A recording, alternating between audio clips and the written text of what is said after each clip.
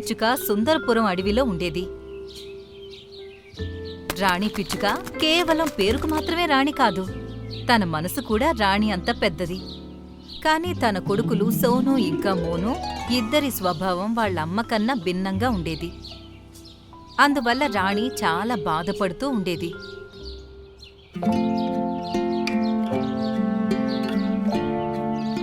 సోను మోను, అరే నా పిల్లలు ఎక్కడున్నారు మీరు? త్వరగా నా కోసం నీళ్లు తీసుకొని రండి. నాకు తల తిరుగుతున్నట్లుగా అనిపిస్తోంది. బయట చాలా వేడి నిప్పులు కురుస్తున్నట్టుంది. మీ ఇద్దరి కోసం భోజనం తీసుకొని ఎలా ఇంటికొచ్చానో నాకు మాత్రమే తెలుసు. అరే అమ్మా, ఇప్పుడెందుకు నువ్వు అంతలా గోల చేస్తున్నావు? ఏంటి ఎండ నీకొక్కదానికే ఉన్నా? పక్షులన్నీ ప్రతిరోజు పనికి వెళ్తాయి, కానీ నీలాగా అమ్మో వేడి అని ఎవరూ అరవరు.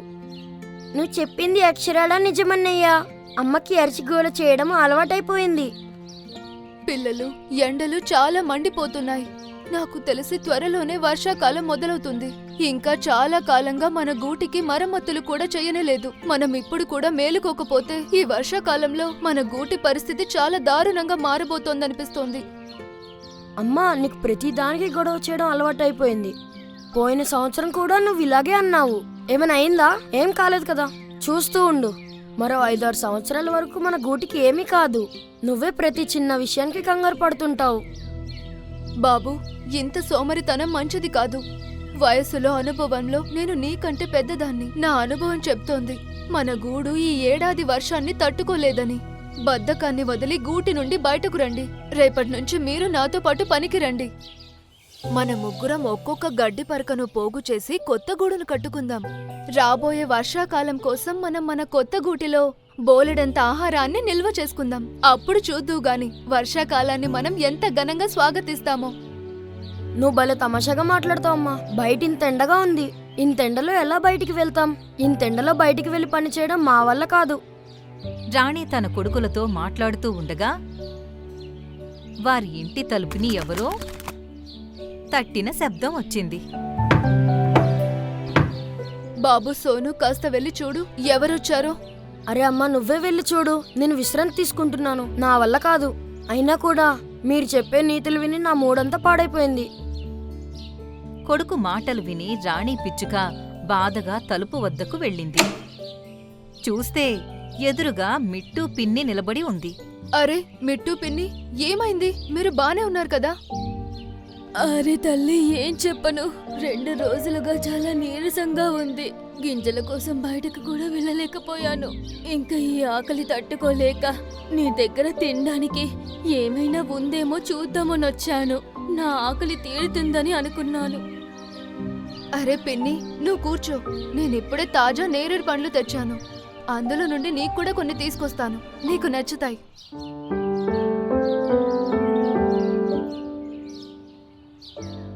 అమ్మా, మా కోసం బయటికి వెళ్ళి ఆహారం తీసుకురావాలంటే రోజు ఎన్నో మాటలు అంటావు.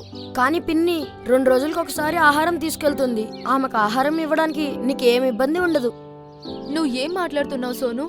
పెద్దవాళ్ళ గురించి అలా మాట్లాడకూడదు. పిన్ని, తప్పుగా అనుకోకు. పిల్లలు కదా.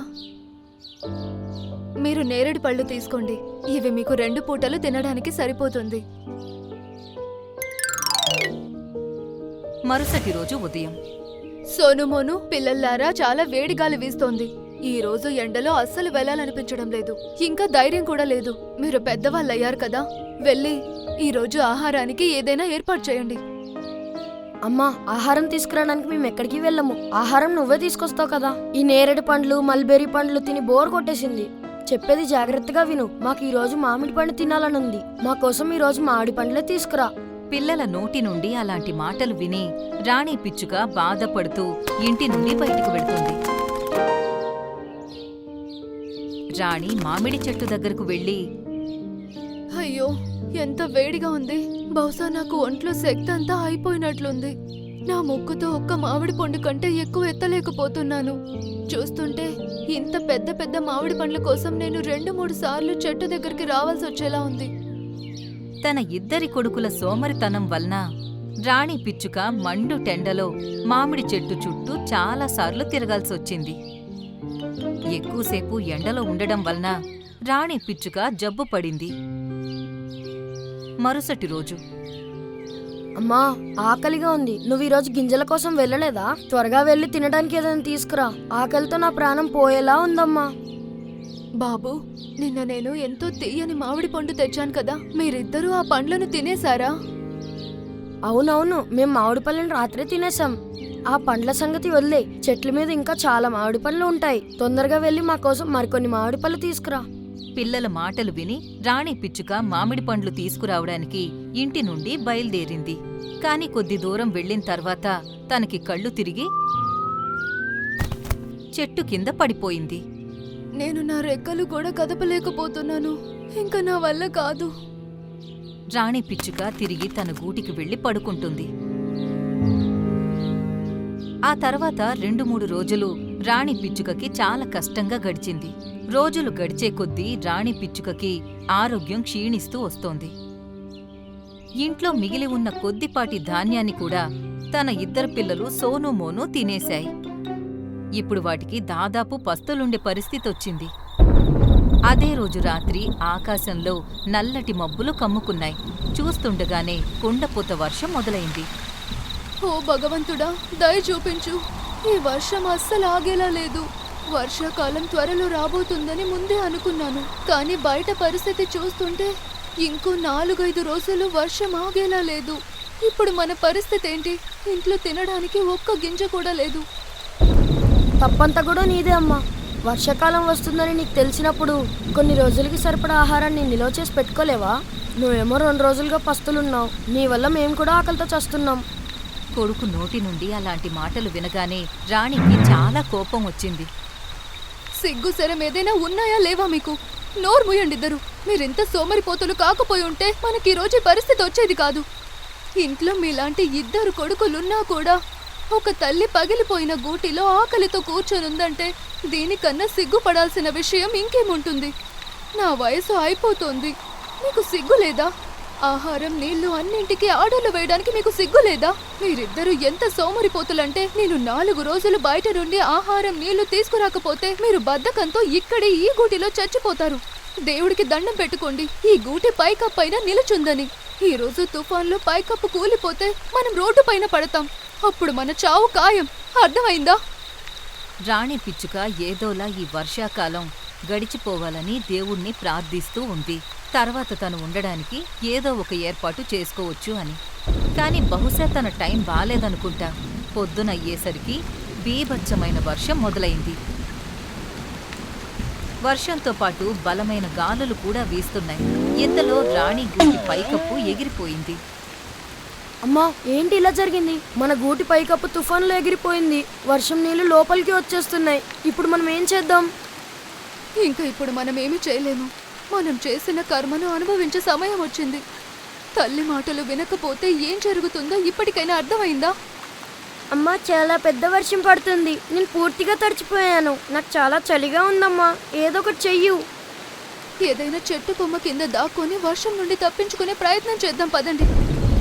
రాణి ఇంకా తన 2 కొడుకులు తమ గూటి నుండి బయటికి వచ్చి ఒక దట్టమైన చెట్టు కొమ్మ కింద దాక్కుని వర్షం నుండి తప్పించుకునే ప్రయత్నం చేస్తున్నాయి. అప్పుడే మిట్టుకి తమ ఇంటి కిటికీలో నుండి రాణి ఇంకా సోనుమోను వర్షంలో తడుస్తూ కనిపించాయి. అరే ఓ రాణి, తుఫాన్ వచ్చింది. ఇంత వర్షంలో నువ్వు చెట్టు మీద ఏం చేస్తున్నావు? వెళ్ళి నీ గూటిలో కూర్చో. ఇంకా తలుపులు కిటికీలు సరిగ్గా మూసుకో. పిన్ని, ఈ వర్షానికి నా ఇల్లు మొత్తం పడిపోయింది. నా పిల్లలు, నేను నిరాశ్రయులయ్యాం. ఈ తుఫాన్లో ఎక్కడికి వెళ్ళాలో ఏం చేయాలో అర్థం కావడం లేదు. అయ్యో, అంత పెద్ద విషయం జరిగిందా? నువ్వు నాకు ఎందుకు చెప్పలేదు? త్వరగా నా గూటిలోకి రండి. ఊరికి మాటలతో సమయం వృధా చేయకు. మిట్టు పిన్ని మాటలు విని రాణి ఇంకా సోనుమోను మిట్టు పిన్ని ఇంటికి వెళ్ళాయి. అయ్యో పిల్లలు, మీరు చలితో వణికిపోతున్నారు. నా దగ్గర కొంచెం ధాన్యం ఉంది. నేను మీకోసం సూప్ చేసి తీసుకొస్తాను. కొంచెం వెచ్చదనం తగిలితే మీకు హాయిగా ఉంటుంది. కాసేపటికి మిట్టు పిన్ని అన్నింటి కోసం వేడివేడిగా సూప్ చేసి తీసుకొచ్చింది. సోను ఇంకా మోను ఒక్కసారిగా తాగేశాయి. అరే రాణి, నువ్వు సూప్ తాగలేదా? త్వరగా నువ్వు నీ సూప్ని తాగేసాయి. ఆ తర్వాత విశ్రాంతి తీసుకో. నీ ఆరోగ్యం కూడా బాలేదు కదా. మిట్టు పిన్ని, నేను నీ రుణం ఎలా తీర్చుకోవాలి? ఒకవేళ నువ్వు ఈ రోజు నాకు సహాయం చేయకపోతే ఈ వర్షానికి మా అందరి ప్రాణాలు పోయేవి. అలాంటి మాటలు అనకూడదు తల్లి. ఈ ముసల్దానికి నువ్వు ఎంత సహాయం చేశావు. నువ్వు నన్ను ఒక తల్లిగా భావించి నాకు ఇన్నాళ్ళుగా సేవలు చేశావు. మరి నేను ఒక తల్లిగా నా కర్తవ్యాన్ని నిర్వర్తించలేనా? నువ్వు అస్సలు కంగారు పడాల్సిన అవసరం లేదు. నువ్వు నీ పిల్లలతో కలిసి ప్రశాంతంగా నా ఇంట్లో ఉండు. వర్షాలు ఆగిపోయిన తర్వాత మనం అందరం కలిసి నీ కోసం కొత్త ఇల్లు ఏర్పాటు చేద్దాం, సరేనా? మమ్మల్ని క్షమించు పిన్ని. మేమెప్పుడూ నిన్ను ఎగతాళి చేసేవాళ్ళం, కానీ ఈరోజు నువ్వు మాకు సహాయం చేసి నిరూపించావు మంచి చేయడం ఎప్పటికీ వృధా కాదని. అమ్మా, నువ్వు కూడా మమ్మల్ని క్షమించు. ఈ రోజు తర్వాత మేము ఎప్పుడూ బద్దకించం. మా బాధ్యతలను అర్థం చేసుకుంటాం. ఇంకా ఇంటి పనుల్లో కూడా నీకు సహాయం చేస్తాం. 2 రోజుల తర్వాత వర్షం ఆగిపోతుంది. ఆకాశంలో సూర్యుడు ప్రకాశిస్తున్నాడు. రాణి పిచ్చుక ఆరోగ్యం కూడా మెరుగుపడింది. పిల్లలు, మీరు మిట్టు పిన్నితో పాటు గూటిలోనే ఉండండి. నేను తినడానికి ఏమైనా తీసుకొస్తాను. వద్దమ్మా, నువ్వు ఇంట్లో ఉండు. నేను సోను వెళ్ళి ఆహారం నీళ్లు తీసుకొని వస్తాం. ఆ తర్వాత సోను ఇంకా మోను మంచి పిల్లలుగా మారి తల్లికి సహాయం చేస్తున్నాయి. ఈ విధంగా రాణి పిచ్చుక కష్టాలన్నీ దూరమైపోయాయి.